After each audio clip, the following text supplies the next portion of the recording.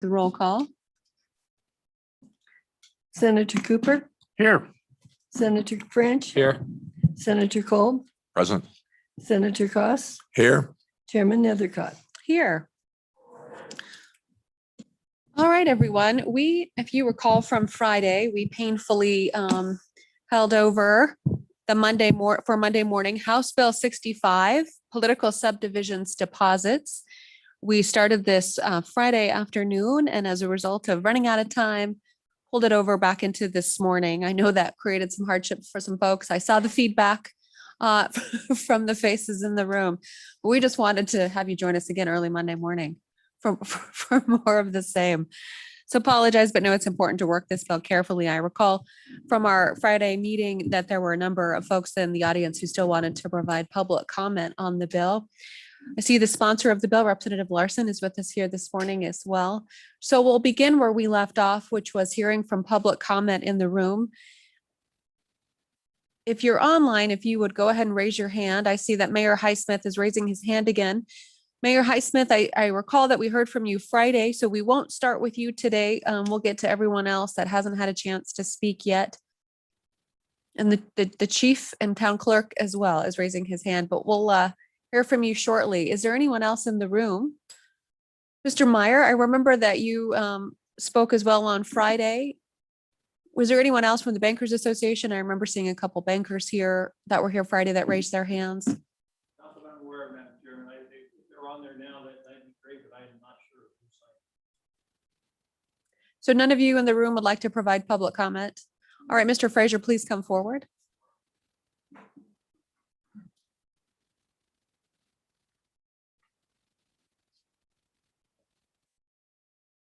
Welcome, Mr. Fraser. If you'd introduce yourself to the committee. Yes, thank you, Madam Chair. For the record, David Fraser, Executive Director, Wyoming Association of Municipalities. And I do appreciate your time. I know we're getting to that point in the session where days are long, and I'll try not to start yours off in a bad way. I'll just take a few minutes of your time. I just want to remind the committee, since it's been a weekend, I just want to remind the committee that we've heard testimony that this is, if this bill passes, it will make it more convenient for a couple of our members, but this isn't really just a matter of convenience. As was testified, this is a financial issue. It's also a matter of customer service. If you've in a small community, you may only have one person at City Hall. Even if you've got a couple, if somebody's on vacation, it means closing City Hall to go make the deposits. And so the longer you're gone, the less the residents have access to their City Hall services. It's also a matter of safety. You heard in Shoshone's case, it's a matter of public safety that the chief, who is not always in my understanding, but often the only one on duty, is outside of the city limits, is down the road a piece, taking care of that. And not to mention just the general safety that it's not always safe in Wyoming to be out on the highway. Some days it's kind of hairy out there. So making that trip, I'm sure, is less fun some days than others. I do want to just kind of point out to you as well that, if you think about the history of what's in the Constitution and what the way that the legislature has interpreted and built upon that, it does say in there that where practicable, a municipality's monies shall be placed in a bank. And I don't think at the time that the Constitution was written, or even when the statutes were you're written to clarify that, credit unions weren't a big thing. They weren't even a thing, I believe, when we became a state. And so when the Constitution, for example, said that you should put your money in a bank when practicable, they weren't saying because banks are better than credit unions. They were saying because banks are better than coffee cans. And even then, they were saying that they recognize that sometimes you're more than a day's horse ride from the nearest bank. And so they even bothered to put in that where practicable language, which appears even in this bill. That where practicable language still appears. I would also just point out that We're not talking about, opening any floodgates here. Most of our communities have banks or are close to banks. Here where it says, if you're not within 10 miles of a 10-mile radius, which is 20 miles apart, from side to side of that radius, by the way, if you're not within a 10-mile radius, then you can deposit somewhere that's approved by the Board of Deposits. There really would only be a couple of municipalities that would fall into that category. And so again, they're not asking to hide the cash under the mattress. It's not really a good management practice to keep the cash in the building. And I'm not even sure that this is going to discontinue those communities' relationships with banks. You heard Mayor Highsmith in his testimony actually said that if they could deposit in the credit union across the street, they could transfer their money to Riverton. So I haven't had this discussion with him, but it didn't sound to me like they were planning on terminating their relationship with their current bank. In fact, I've confessed to this committee before that I'm used to be a city manager and managed several communities, and in a couple of those we had deposits in credit unions. Those were in states where that wasn't forbidden. And in fact, in one of them, we had in one of the communities I had, we had our primary deposits in the local credit union, even though there were 3 other banks in town, and we had business with 2 of the other 3 banks as well. So, I've seen it work just fine to have those deposits in credit unions. I think in a case like Shoshone's, the town of Wright also comes up where they have to drive into Gillette to make their deposits. But I think it really will just be limited in scope to those couple of opportunities. And I guess the thing that hasn't been mentioned as well is just the fact that carrying the cash across the street is a little safer than delivering it, 30 miles or 45 miles to the nearest bank. So with that, I would certainly take any questions. But again, I guess what I'm trying to emphasize is that this is a very focused legislation. It's not going to result in everybody running out and terminating their business with their banks. In fact, almost everybody's within 10 miles of a bank these days, unlike when we became a state where you could be really quite a distance from a bank. So anyway, thank you, Madam Chair. Thank you, members, for indulging me. I would certainly take any questions. Mr. Frazier, thank you. A quick question. Having done the street view of the credit union in Shoshone, certainly that's not where they're storing their nightly deposits. And so some member of the Shoshone Bank is probably traveling to the town of Riverton to do the primary deposits more securely there. What are your comments about that? Whether or not the public's monies are safer in the transportation of a law enforcement officer versus the local teller in Shoshone who's commuting back and forth from Riverton with the daily deposits? Yeah, you make a good point. Thank you, Madam Chair. You make a good point. I think more to the point, however, is that I guess I feel perfectly safe with the money in the possession of the chief. However, I think it's probably best if the chief while on duty is in the city. So I guess I would concede that point, but say that maybe that's outweighed by the fact that we'd like to keep the chief at his post. As town clerk? As town clerk. Well, if, when he is, that's great. I think that's awesome. And it kind of illustrates how our smaller communities, what they need to do in order to get all those things taken care of. When he is, obviously when he's at City Hall doing paperwork, he's still available for a call out, and would certainly have a much faster response time from City Hall and Shoshone than from Riverton. Questions for Mr. Frazier? All right, seeing none. Thank you, Mr. Frazier. Appreciate your Thank you, Madam comments. Chair. All right. Welcome. Please come forward. Good morning, Madam Chairman, Morning. members of the committee. My name is Dave Pickard. I represent the Mountain West Credit Union Association, and we've stand in support of the bill.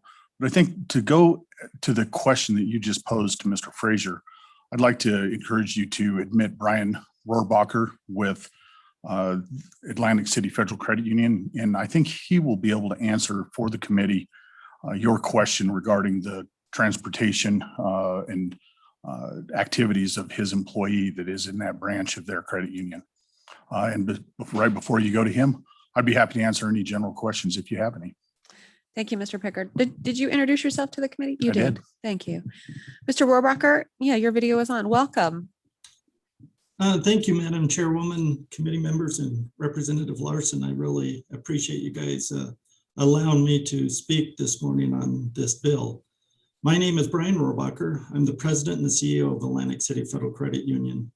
I would like to be very sensitive to you guys' times. As was stated earlier, you guys are really busy, but I would like to let you guys know that I'm available for any questions that you have for me, our branch, or our employee in Shoshone. And Madam Chairwoman, as you had asked, what is the difference between the chief of police taking a deposit to Riverton and our employee taking it? I'm not sure where that answer came from on Friday.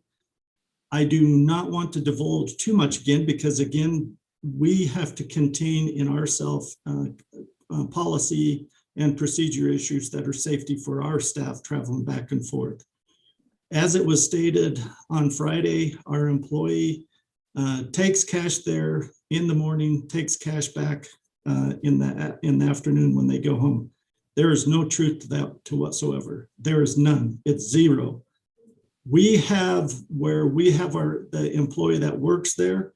There are times that she will take a deposit, maybe to the credit union and back, but we specifically break it up for transportation times of different times of the week and different times of the day, just in case if there is a bad person out there. We are trying not to be where we're always set on a single schedule. Madam Chairwoman and committee members, I'm sorry, that is completely false. And it actually, honestly, it kind of upset me on the statement, because I feel like it puts our Shoshone employee at a risk situation by that statement, and there's no truth to it. So anyway, I hope that answers your question, and surely if you guys got more questions about the credit union, our employee, or the branch, please let me know.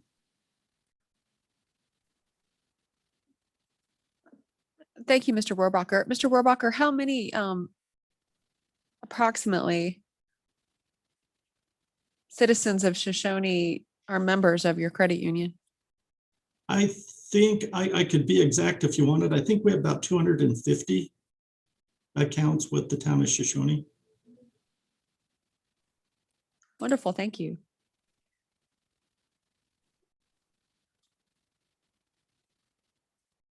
All right, any questions for Mr. Rohrabacher? Senator Cost. Thank you, Madam Chair. My question is, when that is brought to Riverton, is it deposited in a credit union or in a bank in Riverton? Mr. Rohrabacher? Yes. So you're talking about the deposits that the credit union employees carry? Sorry. Senator Cost.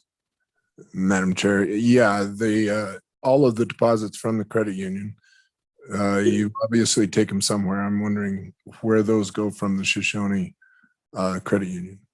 Yes, they go back to our Riverton branch because they're a larger branch office. That is members' money, not public funds money, that are being transferred back and forth. And just like banks, our share insurance is just like the FDIC. We have $250,000 share insurance funds on our deposits of our members' money at the credit union. Senator Cooper? Thank you, Madam Chair. Could you tell me, sir, roughly what your contribution is to Shoshone monetarily wise? I don't mean what you're giving to the city. I mean more like what your position would be in the town as far as assessed value. Assessed value, I'm not sure. I'll just tell you some of the things that we do. Every month, we buy the senior citizens a meal at the senior center, or at the senior center. We have employees go over there and visit with the seniors while they're having lunch, and we sit down and visit with them and eat lunch too. So we try and build a relationship. We try and hear what they are talking about, what they're seeing. That is actually how this bill came up. I was over there, and Mayor Highsmith was newly elected and Councilman Bob Zent.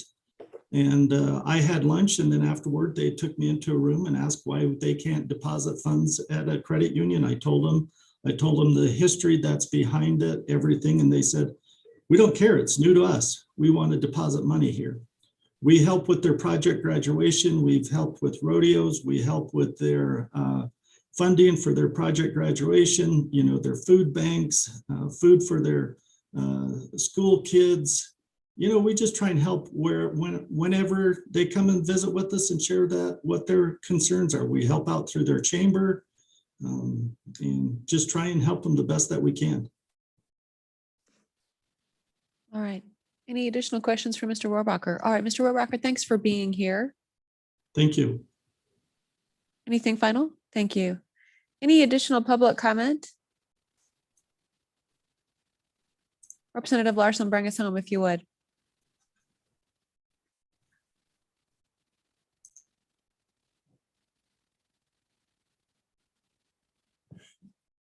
Thank you, Madam Chairman. If I may, Madam Chairman, there's a few things that I think that I could respond to and answer. And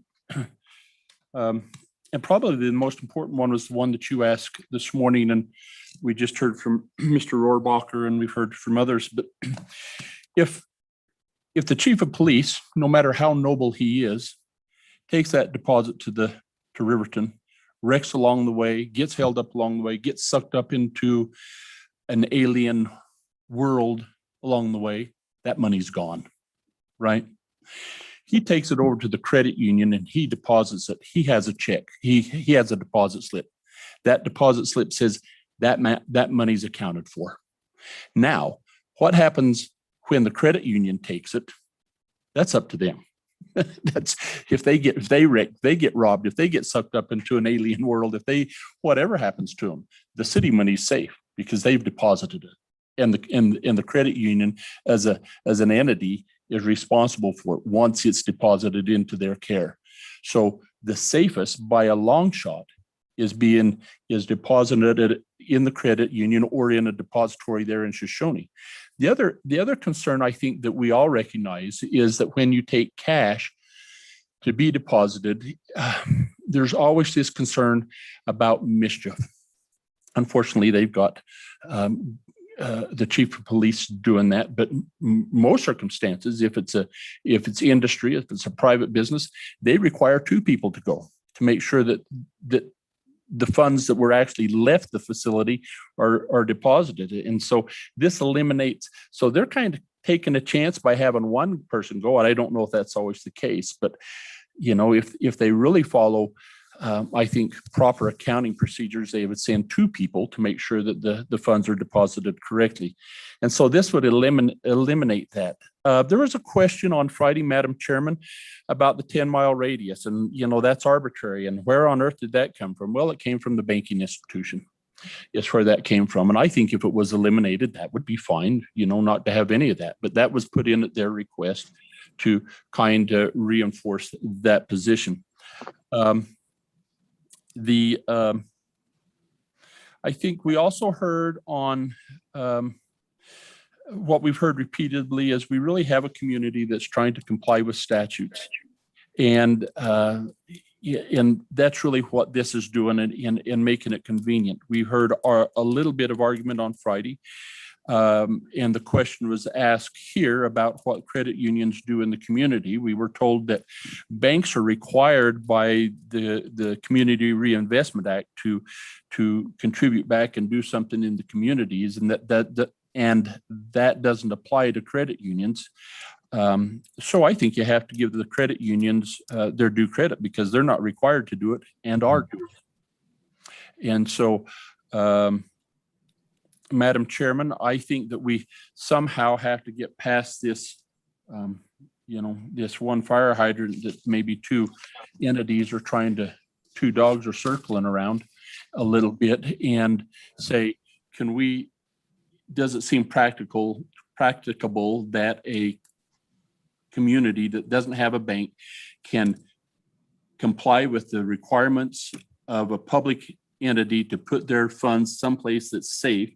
And the safest place would be to deposit them in the community, in a facility in the community, whether that be a bank or a credit union or whatever's there, to relieve them of that burden and ensure that the public funds are taken care of appropriately. And that's what I think the mayor, the good mayor and city council of Shoshone are trying to do. And that's what we're trying to, we appreciate that there's not a bank there, and we're just trying to make it a little bit easier for them. Questions for the representative? Senator Kolb? Thank you, Madam Chairwoman. Good morning. Morning. I don't know if you know this, but I'll ask you because you're the bringer of the bill. What are their daily deposits? What's the average? What's the high low for a week? Because I'm just in general, can they show like 1 week worth of deposits? Because I don't know what this means. I don't know how much money we're talking about. If you could answer, please. Representative? Madam Chairman, Senator Kolb, and I'm gonna, The mayor was- is on. huh? The mayor is on. If The mayor is on. And Mayor Highsmith, if you would start your video. He's been raising his hand the whole time. I think to let them know, I was surprised. I'm thinking $1,000. It's considerably more. So Mayor Highsmith, I think if you're on, you could perhaps, and with the chairman's permission, maybe give it's a great question.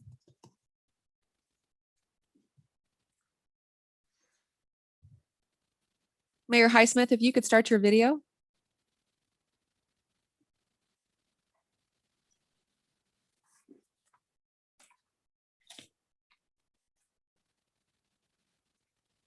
There we go. Madam Chairwoman, am I on? You are on, Mayor Highsmith. If you could reintroduce yourself to the committee, and if you've been Yeah. following along with those questions, if you could answer them. Yes, this is Mayor Joel Highsmith, town of Shoshone. I appreciate you taking my comments. We typically, our deposits run a couple $1,000s to $30,000. I believe my clerk just had to step out at an unopportune moment. I believe that we had a $60,000 deposit the week before last, or last week. I may be wrong. I'd like to confirm that, but several $1,000s. And we have I don't know, the town is sign Shoshone, does that subliminally say speed up? We have a very active traffic court here, and quite a bit of that is paid in cash. So many times it's not only checks, but We're it's all aware, large Mayor amount of Highsmith. cash. Yeah. But it's, I've lived here long enough where I had a friend of mine's daughter was ran over and killed coming in on the west end of town. So I have no sympathy for people coming into town 45 miles an hour. Oh, we're sorry to But- hear that. But it's, but anyway, it's, but yeah, I guess we're well known for that, but we do have considerable amount of cash at times. And like I said, my chief / clerk just had to step out, received a phone call. I don't know if it's law enforcement related or what, but he had to step out. Well, Mayor Highsmith, since you came back on, we're going to close public comment here in just a minute. There's one other person who decided to raise their hands. So this is just your final comments, Mayor Highsmith. We're not going to come back around, okay? No, okay, I would like to bring something else that we didn't touch. We tried Friday to keep it short, but Keep it not short only still. we've talked about safety and convenience, but this is also economic development for our community. It's awful good to have Atlantic City having a credit union here in Shoshone. It's as Brian spoke, there's approximately 250 citizens that use the facility here locally. They are a part of our community. Much of what Mr. Myers spoke about, he spoke to generalization, talked about the whole state, but this bill in particular for Shoshone, Wyoming and Wright, Wyoming. I talked to the mayor, Kingen, this weekend about their concerns and safety, and he's very supportive of this bill and asked me that will speak for him also. I'd like to, Chris Kojai, our chief of police / clerk just stepped in. I'd like to have him speak just a minute and thank you very much for this opportunity. And I appreciate the work you're doing down there, Madam Chairman and senators.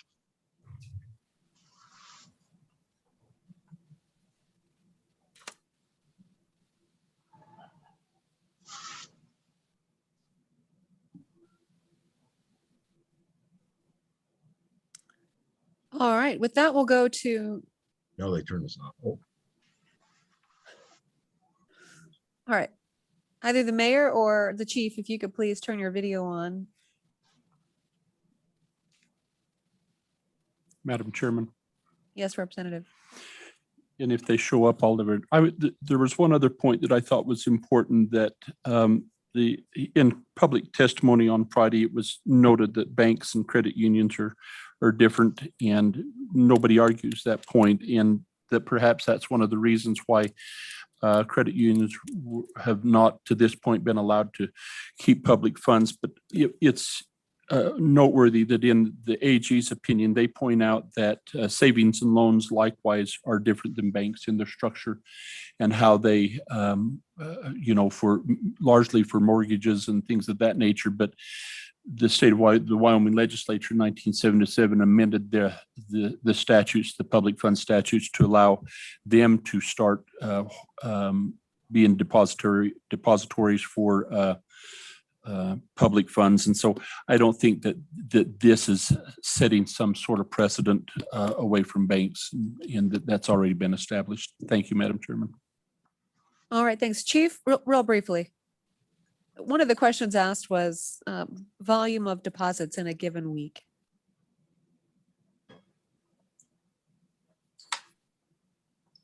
Madam Chairwoman, members of the committee, Chris Kojai, Town Clerk, Chief of Police, Shoshone.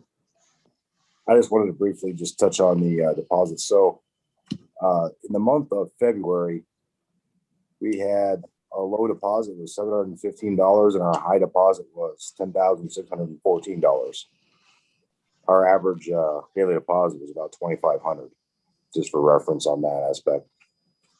Just real briefly, we survived a lot by grants to help offset some of our costs to progress the town, and anywhere from $5,000 to $15,000 in actual costs of traveling back and forth between Shoshone and Riverton just for deposits, not including in kind, which would be the $15,000 to answer the previous question.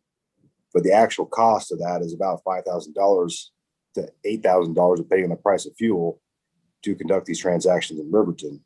That money leveraged using grants, even a 95.5 grant, could be well over $90,000 to $100,000 in opportunities for the town of Shoshone to improve our facilities, improve our lives for our citizens, as well as lots of projects that we can invest in using just that small amount of money, even though maybe nominal to many communities. For us, it's highly important, and without it, we can't progress as we need to. Thank you. All right, thank you, Chief. Any final questions for the chief? All right, seeing none, thank you so much. Ms. Spillman? Good morning. Can you hear me? Yes. Okay, great. If you could start your video. It says it's going. All right, But just it's go. coming up. If you can introduce yourself to the committee, and we'll just go with your audio then, okay? Thank you very much. My name is Lisa Jurdy Spillman. Thank you, Madam Chairwoman, members of the committee. My name is Lisa Jurdy Spillman. I'm General Counsel for the Wyoming State Treasurer's Office. Thank you for the opportunity to provide testimony today. Under the laws, the state treasurer sits as secretary of the Board of Deposits under 94801. We just have three concerns about the bill. We're not taking a position as to whether credit unions should be permitted to be depositories at all, just concerns about the language of the bill. On the bill's new proposed language for 94803, for the type of banks that political subdivisions can deposit into, Banks that are conducting business in Wyoming as opposed to being incorporated here are left out of that list. And this may pose the unintended consequence of those banks no longer being permitted to be available for public subdivision deposits if there's another bank on that list available in the 10-mile radius. Second, if the intent is for credit unions to be permitted only if a bank is not available within a 10-mile radius, an institution approved by the Board of Deposits can be used, but we do not think it's the case that the Board of Deposits has the authority to approve credit unions as state depositories under the law, either currently or as amended in the bill. And then last, on the same new language, if the Board of Deposits under this bill can statutorily approve credit unions for public subdivisions, but not for state depositories, then would there need to be two lists submitted by the state treasurer to the State Board of Deposits under 94802, one for state depositories and one for political subdivisions? Those were our concerns. Thank you, Madam Chairwoman. Ms. Spellman, thank you so much for bringing those concerns to our attention. Representative Larson has a furrowed brow. We appreciate those comments. Questions from the committee? All right, seeing none, Ms. Spellman, we really appreciate that feedback and looking at the bill. Thank you. All right, with that, public comment is closed. Committee, back to you.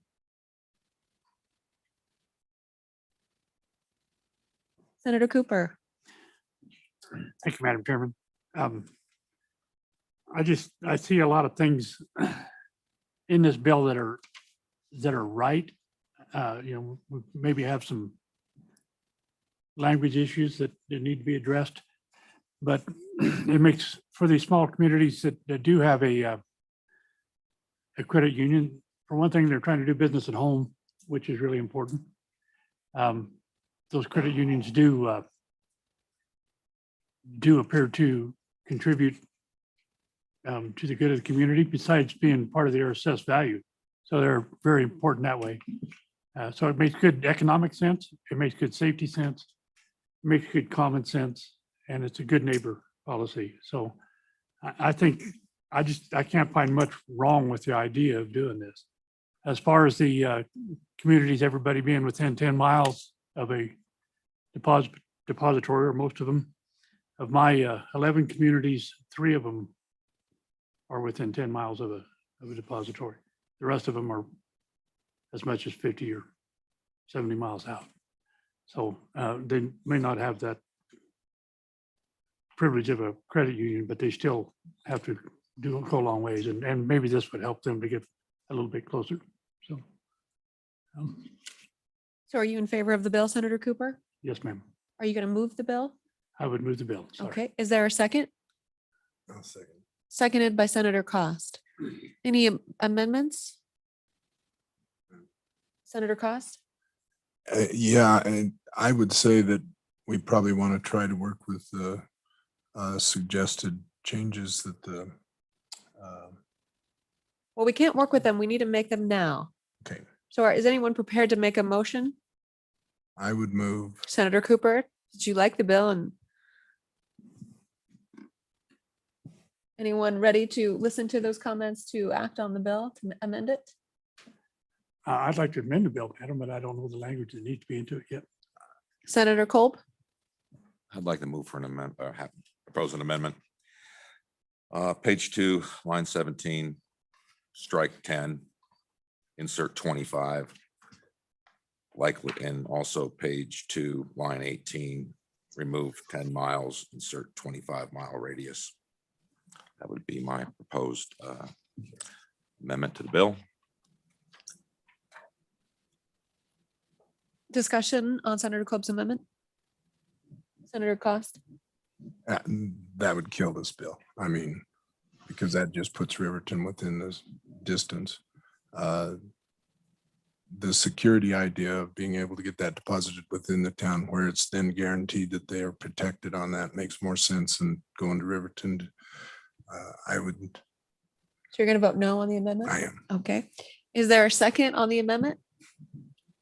seconded by Senator French. Further discussion on the amendment, Senator Kolb. Thank you, Madam Chairwoman.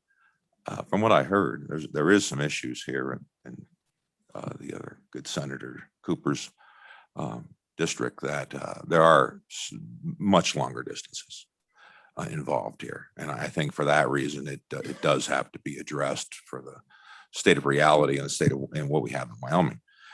As it refers to the Riverton situation or the Shoshone issue, the amount of money hasn't been, I don't feel like that's a substantial amount, and the distance doesn't seem to be onerous. I do think, though, there are cases in the state that it is an issue. So I think if we do this, I could be supportive, and we can work the bill on the floor to fix some of these other issues that were brought up. Thank you, Madam Chairman. On Senator Kolb's amendment, the 25 miles, any further discussion? Senator Cooper. In the case of the town of Wright, it's 40 some miles. Shoshone's 22, whatever. So that puts them just outside of that. It destroys the spirit of the bill, if you will. We're trying to do local business with a local entity to keep a business in town. I would rather just see the 10 miles struck completely rather than change to 25.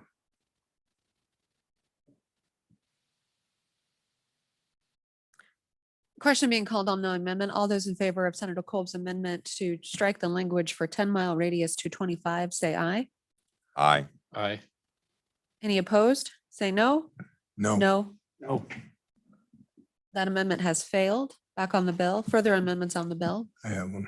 Senator Cost. I'd like to make the amendment that this, and I'm got to find out where it's best fits, but used only if no authorized bank is within 10 miles. So that it's clear that if there's an authorized bank that's okayed within 10 miles, you use it. If there isn't, it would be okayed, so that it eases the bank's worry of everybody wanting to jump. Senator Cost, can you repeat your motion? Yes, this bill would only be used in any case where no authorized bank is within 10 miles of the entity. So which page, which line?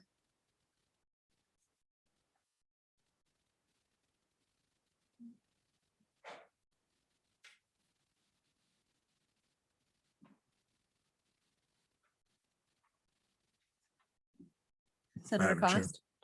Cost. My recommendation would be at the end of page 3, line 8. Put the amendment in saying credit unions would be used only if no authorized bank is within 10 miles.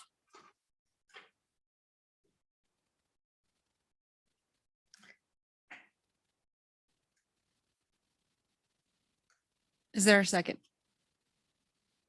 Seconded by Cooper. Discussion on the amendment. Senator Cost, yep. Moved by Senator Cost, seconded by Senator Cooper. Senator, discussion on the amendment. Senator Cost, I think that might be a bit nonsensical with the rest of the bill. Is my concern, but I understand what you're driving at.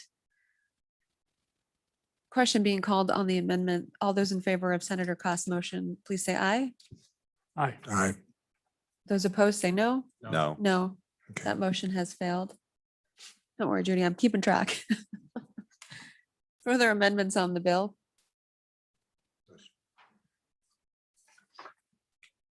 Representative, because you're here, I understand what we're driving at. I think we got to continue to work it. Not here.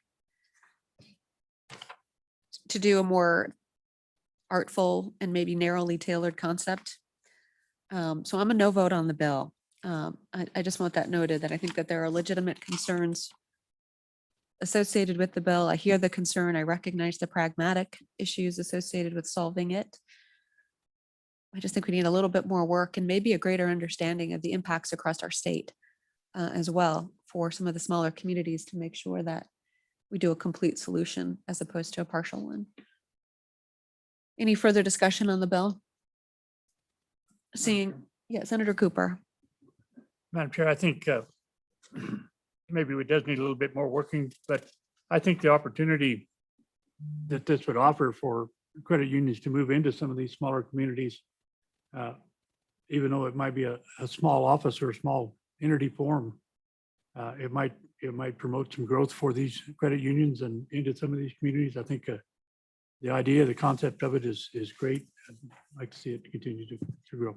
Thank you. Any final discussion? Seeing none, roll call on the bill, Judy. Senator Cooper, Aye. Senator French, No. Senator Kolb, No. Senator Cost, Aye. Chairman Nethercott. No. Madam Chairman, House Bill 65 fails with 3 noes and 2 ayes. Thank you, Madam Chairman. Representative Larson, are you interested in doing an interim on this? Madam Chairman, this thing can walk in and out of the Capitol on its own legs. It's been here so many times. I think the probably the one suggestion that I think could have really been done on a second reading amendment, and it comes back to the treasurer's point, was that after this bill was run the last time, there was a change in policy. And she talked about banks, which banks are authorized. And because of this bill, we noted that there were out-of-state banks who were not Wyoming banks, but were authorized in the states, were taking public funds. And we adjusted that, I believe, in 2015 to allow them to take public funds. That is probably the banking definition that should have gone into here, is authorized. The amendment that Senator Cost brought up really would have taken care of that. Authorized out-of-state banks would have fixed it. So there we are. Representative, members of the public, it is an interim topic that I think is worthy maybe of work. I do think it's appropriate for an individually sponsored bill, but in light of its history, but in light of the pragmatic need, I think it might make some sense and involve the treasurer's office, involve the cities and towns, banks and credit unions, which would be a great fight for the summer. But I do think that we can provide some solutions. Yeah, thank you. All right, with that committee, we're going to move on to House Joint Resolution 11. Representative Nyman, are you here on this bill?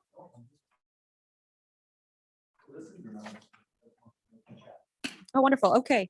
Well, good senators, I have been asked to present this good little bill. So Vice Chairman, I'm going to ask you to take over and I'll.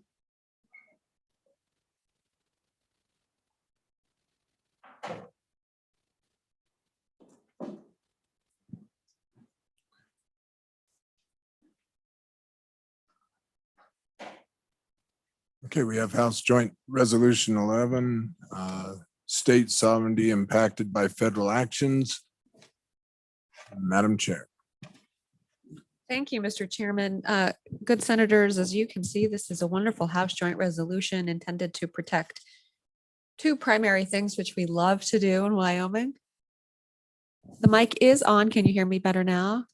So this bill is a joint resolution asking for the protection of our Second Amendment rights and our rights associated with our federal land and natural resource development policies.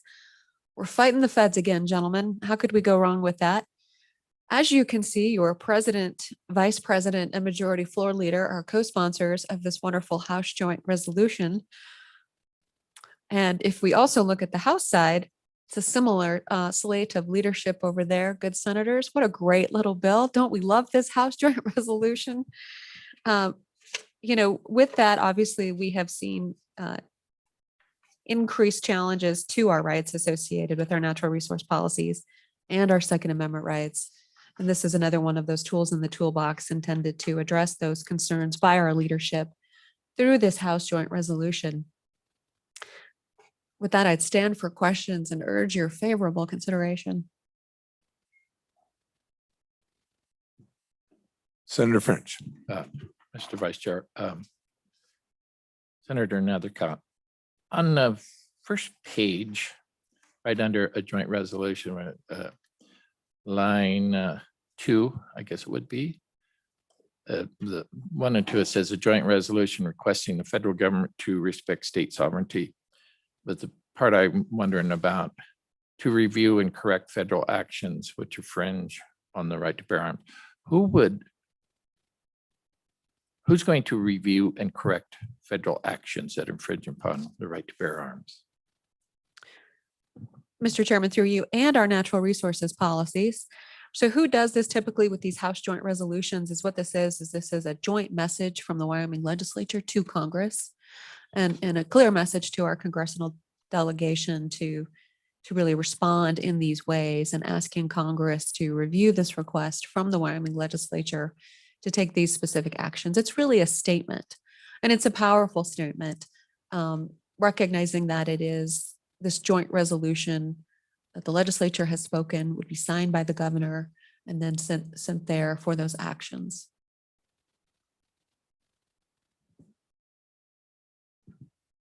There any other? I got a question. Okay. Senator Cooper. Thank you, Mr. Chairman. Senator Nethercott, on page 1, line 2, just for my own poor little brain here, could you define state sovereignty for me? Certainly, Senator Cooper. The 10th Amendment of the United States Constitution has identified, and through the concept associated with federalism, the difference between the federal government and states' rights, that we are a United States, states together under the federal government, but we have unique and separate rights. Frequently, these rights can intersect, and there's a constant balancing act trying to be struck as when these certain rights can compete with each other. But through our third branch of government, the judicial branch, the delineation and parameters and sideboards and direction associated with these states' rights have been established and further identified. And that is the beauty of the United States government through its 3 branches of government.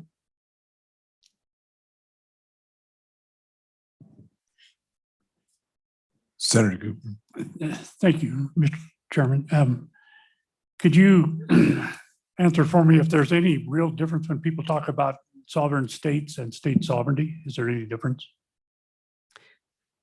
Mr. Chairman, Senator Cooper, there is, Senator Cooper. So sovereignty in different contexts means, I think, different things. And it really depends upon the contextual clues associated with that sovereignty means. As we know, our tribal governments, for example, are sovereign, and that's a phrase used with tribal governments. However, what that sovereignty means is very unique to them as opposed to our states. Frequently, the tribal governments and state governments have different powers and different abilities and duties to do different things, many similar, some different. So I think it's important to recognize that sovereignty is unique to the context of which it's applied.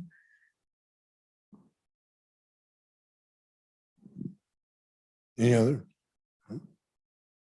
Senator Cole. Thank you, Mr. Chairman. The opinion of the bill presenter, Senator Nethercott, do you believe this is, I would say, the most substantial statement we could make, where we could argue that it is in fact based on something factual? And then also I'd like to ask why there was not a statement about a chilling effect. Thank you, Mr. Chairman. Thank you, Mr. Chairman. Senator Kolb, I do think that this is a tool in the toolbox that actually the state legislature does have to communicate lawfully and directly through Congress that is effective. And that's one piece to consider when we do joint resolutions, is to ensure we don't overdo them, to make sure that they are done with great care and judiciously, so that they have meaning when we send them out and we make these joint statements together, that they have impact. There are other tools, of course, but this is one of those effective ways that doesn't chill anyone's rights and in fact exercises them instead. Of note, we do mention tribal governments on page 2, lines 6 through 9. Brilliant.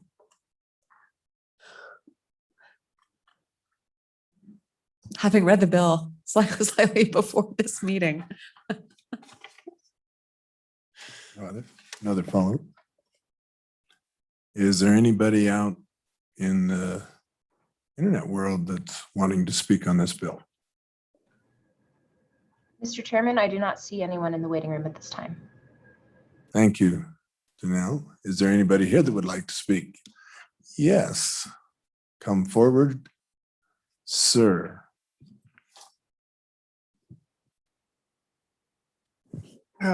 Thank you, Mr. Chairman. Brett Moline, Wyoming Farm Bureau Federation, sitting firmly in support of this resolution as outlined by the sponsor. It's important to push back, to stand up for ourselves. Being the 7th of 7 sons, I learned that quite young. It didn't work as well as it should have, but on a serious note, this is a very important issue. Looking at some of the things that have already happened, the changes that are coming to Wyoming with not going on any longer, sitting firmly in support of this resolution. With that, Mr. Chairman, I'd take any questions. Thank you. Is there any questions? Seeing no questions, thank you very much, Mr. Moline. Mr. McGagnon.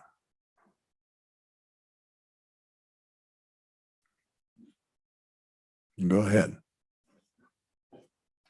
Thank you, Mr. Chairman. Jim McGagnon with the Wyoming Stockholders Association. First, on the fundamental level, I think that the statements that are contained in this are just consistent with our Republican form of government, that the rights of the states and the ability of the states need to be respected. Bringing it closer to home for our membership, we're finding more and more in recent years that we can work with the state, we can work with local governments, we can work with diverse interests, whether it be in the conservation community on one side or the energy industry on the other. We find common ground at the local and state level that simply cannot be found. There isn't being found in recent years in Washington, D.C. And so often when we attempt to move forward with projects and initiatives that are sustainable management of our natural resources, the obstacle we run into is interference from the federal government, either through actions of Congress or through regulatory policies and regulations of the various branches in the executive form of government. And our good faith efforts often end up therefore in the federal court system. So we think that this delivers an important message, and it can be delivered in a manner that is not a threat, but rather in a manner that points out how much more can be accomplished if our state sovereignty is respected. With that, Mr. Chairman, I'd be happy to take any questions. Are there any questions? Hearing none. Thank you very much.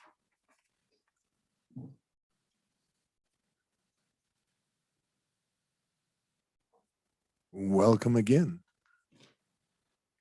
Mr. Chairman, Bill Winnie.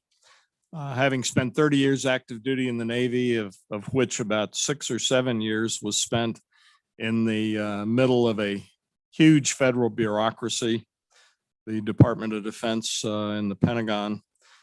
Being in a bureaucracy means never having to say you're sorry. And that's where the states find themselves with regard to some of these federal actions that you have heard others speak of. And I support the resolution precisely because that gets to the issue of how our Constitution was founded as a group of sovereign states, recognizing you had a little bit of a tutorial a little bit earlier about sovereignty versus sovereign states. And maybe I don't have it quite right, but you get the idea. I support the bill subject to your questions. Thank you very much. Thank you. Thank you, Mr. Winnie. Is there any questions? Hearing no questions. Do you have any wrap up on this, madam? I do, Mr. Chairman. Thank you for the opportunity. Good senators, in all seriousness, you kind of hear my tone as always this morning of a joint resolution and some of these lofty ideas. But this bill, actually, this resolution is written very well and accurately. And I think it's important to carefully review it and recognize really the significance of what it says.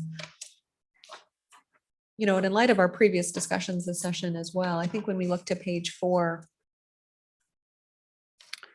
there's some key language here too that really is inherent in what it means for Wyoming.